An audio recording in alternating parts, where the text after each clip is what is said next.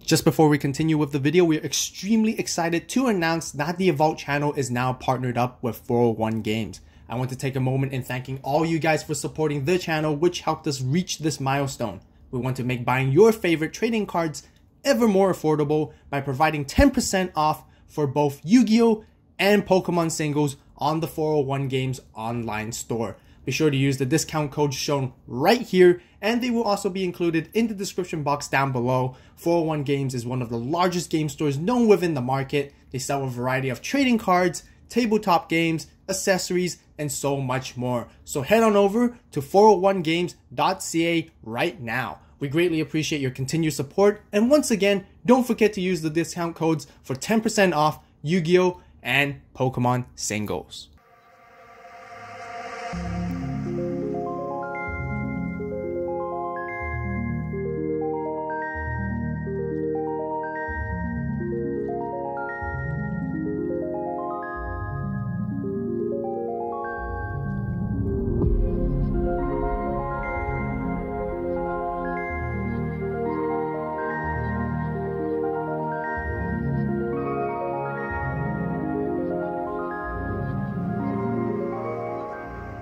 What is up YouTube, this is AVAULT here, and welcome back to another new Yu-Gi-Oh! Opening and budget deck profile video. That's right, you heard me, both the opening and budget deck profile will be in this one single video for you guys today. The structured deck Spirit Charmers just dropped recently, so of course we will be opening this product up as well as making the competitive $30 budget deck profile by utilizing 3 copies of this structure deck. But first of all, I would like to kindly ask all you guys to subscribe to the AVAULT channel for more Yu-Gi-Oh! Videos. If you guys want to see more content like this, be sure to give the video a like as well. So just a quick history lesson for you guys. The Spirit Charmer archetype was introduced all the way back in 2005, and they provided support to their own respective attributes, making them completely separate from each other during gameplay. However, this structure deck fully brings them all together for one time ever, and which has made this product so amazing.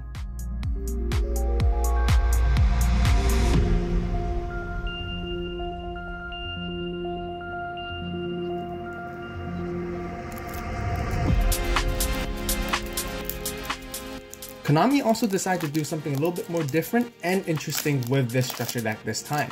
There are variant random holo cards within each single copy of the deck you purchase. You'll get 1 out of the 5 Spirit Charmer tokens and playmats as well that has a different artwork, as well as 1 out of 4 familiar possessed monsters in ultra rare and alternative art. Don't worry, all 4 of the original artwork ones are actually included in the deck itself. This certainly gives a bit more of excitement when opening up this product, and I think it's a really good idea by Konami to encourage us and some of us to buy more copies of structure decks. Starting off for our deck opening, we have the newest Awakening monsters, which are Awakening of the Possessed Nefarioser Archfiend, that is the Earth attribute companion monster, and Awakening of the Possessed Greater Inari Fire, which is obviously the Fire companion monster.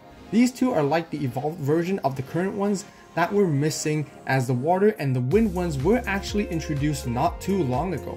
Next up, for our newest holographic charmer spells, we have Grand Spiritual Art Ichirin, which is the field spell for the archetype, and we have Spirit Charmers, which is a quick play spell for the archetype as well.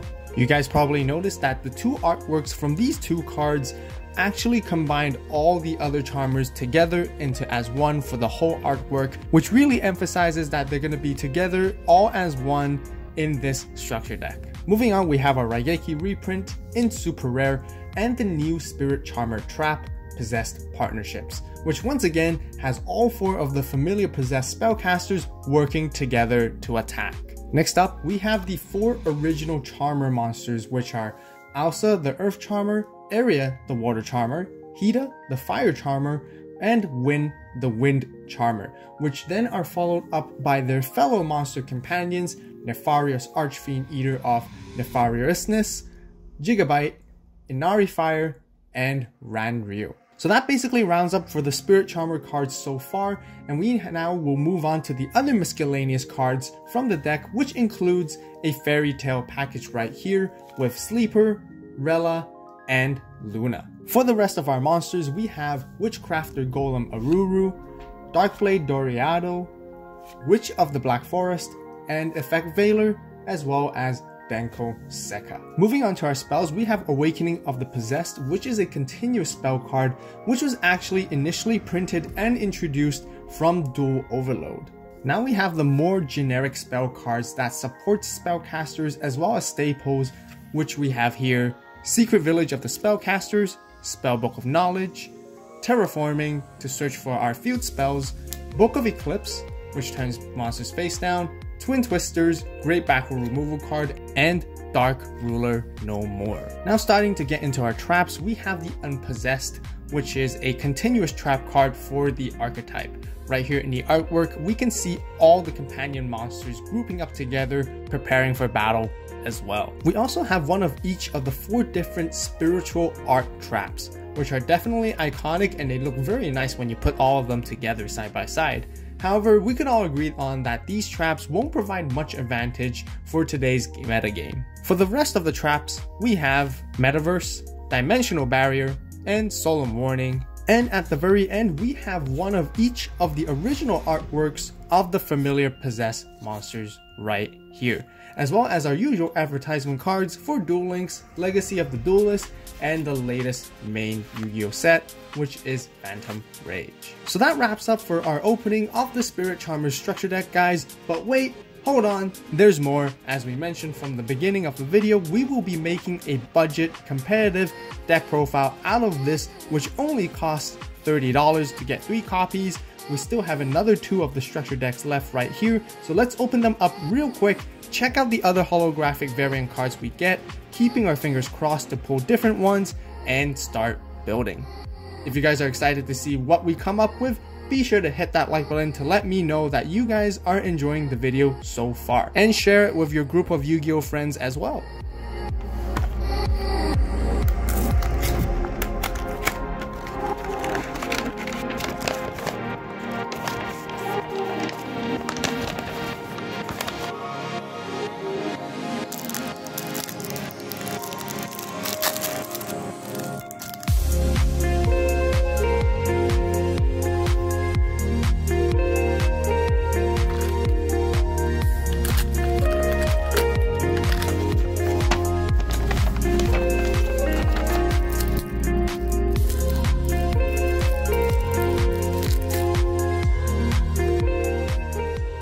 We did end up getting 3 different variant artworks, which is great. You can tell that the quality of the art illustration itself is far more updated with the alternative arts when comparing to the originals. But with that out of the way, let's start building our deck by first sorting out the cards we need for the deck profile.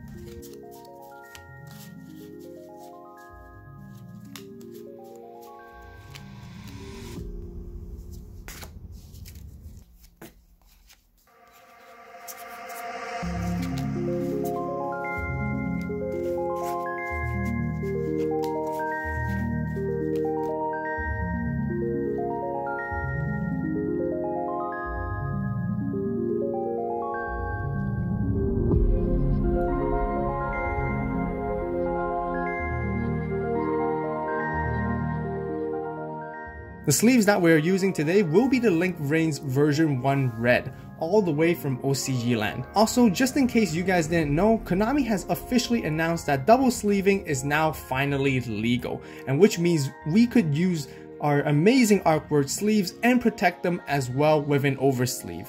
Man, I'm just so excited for this, and I'm just so happy to learn about this fact. If you guys like the sleeves that I feature on the channel, be sure to check out the AVAULT eBay store with the links in the description box down below. We sell a variety of exclusive OCG Yu-Gi-Oh artwork sleeves, so be sure to grab them as soon as possible before they run out quick. As we start off with our deck profile, we would like to begin with our Spirit Charmer archetype monsters.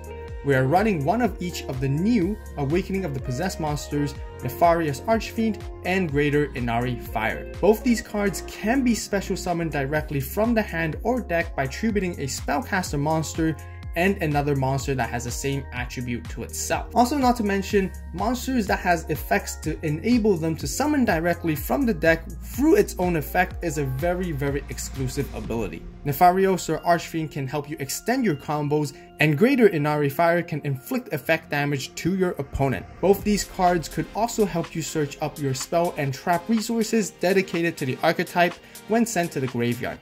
One copy of each is just enough, since we know that they have the capability of coming out to the field without having to search them at all from the deck. Also, we want to keep our chances of drawing into them as low as possible. Next, we are running 3 Nefarious Archfiend Eaters of Nefariousness and 2 Inari Fires. These 2 monsters are basically the younger versions of the prior 2 we just saw.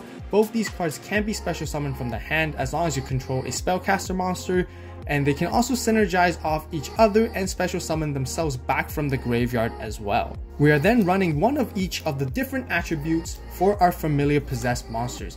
We won't be utilizing their effects much, but rather treat them as essential pieces to keep our combos going and to control the board. Since they are required for most of the Spirit Charmers related spells and traps, that's really what their purpose is. So that basically rounds up for all our Spirit Charmer monsters. As we move on to some of the other supporting monsters from this deck, we are playing 3 of the Fairy Tale Luna is a must. Basically, it allows you to search for your familiar possessed monsters and provides an interruption as well. We also play 3 of the Witchcrafter Golem Aruru. This card can provide so much utility and interruption all on its own.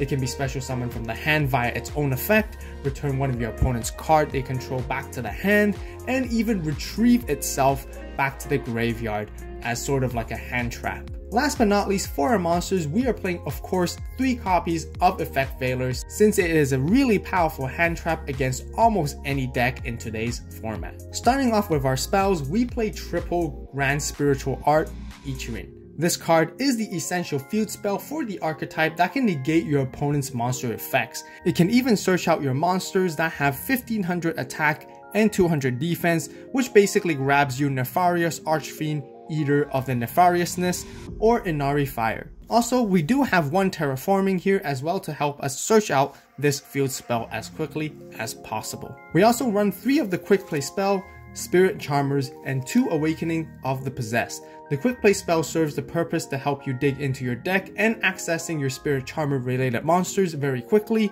On the other hand, Awakening of the Possessed is a continuous spell that turns your familiar possessed monsters stronger in attack, and the more different attributes you have on the field, the more powerful they get. Also, not to mention, it provides you a little bit of draw power as well. As we get into our traps, we have 3 copies of the Possessed Partnership and 2 of the Unpossessed. Possessed Partnership help us get our spellcaster monsters back from the grave, as well as regenerating any of our possessed continuous spells or traps. Unpossessed, which is one of the cards that can be grabbed back by Possessed Partnerships, protects our Charmer monsters from battle and boosts the familiar possessed monsters' attacks by 800 during the damage calculation. Furthermore, it can even special summon your spellcaster monsters from the deck whenever one of the other ones are destroyed from your field. Next, we do play 1 copy of the Metaverse to once again help us search for our field spell. As we move on to the rest of our staples, we play 3 Solemn Warnings and 2 Dimensional Barriers to round off. And that completes our 40 card main deck right here. Of course, we actually also have a side deck with many other useful cards to help us combat against certain matchups. First of all, we do have 1 more Dimensional Barrier. Some of you may prefer playing 3 Secret Village of the Spellcasters instead of the Grand Spiritual Art Ichirin for your choice of the field spell. Secret Village of the Spellcasters has a much simpler effect, but it shuts down your opponent completely from activating spell cards. You can even mix and match the both of them depending on your own playstyle. Next, for back row removal and control cards, we have 3 Denko Sekkas and 3 Twin Twisters, as they both serve very specific counter purposes depending on the type of deck you're playing against. Last but not least, we have 3 Dark Ruler No More, which is a great going to second card, and I'm really glad that this got reprinted into a common, as it provides you a chance to play against your opponent's setups that has multiple negates and disruptions when you're going second. Overall, this deck is quite control based by negating your opponent's monster effects and throwing unexpected disruptions that are very well rounded across all monsters, spells, and trap cards. The winning condition of this deck is to basically utilize your familiar possessed monsters to slowly beat down your opponent from there. Here is also a full deck list of all the cards that we use for this deck profile, and just a friendly reminder to you all, please use my deck as just a reference to build your own. If you guys have any comments or suggestions, be sure to let me know in the comment section down below. As an extra bonus to take this deck even further, I would like to introduce a few more additional Charmer Link monsters right here. These are all Link 2 monsters that help you extend your combos and obtain greater value when building your board in play. All these cards are extremely affordable, so definitely get them from 401games.ca and use my coupon code shown right here for an additional 10% off. If you guys enjoyed watching, be sure to like the video. If you guys have already, definitely subscribe and turn on that notification bell, as it motivates me and supports the channel tremendously to deliver even more content for you all. As always, you guys have a great day, great night, wherever you are. Thank you guys so much for watching. Stay tuned for the next more Yu-Gi-Oh videos, and this is AVAULT signing out.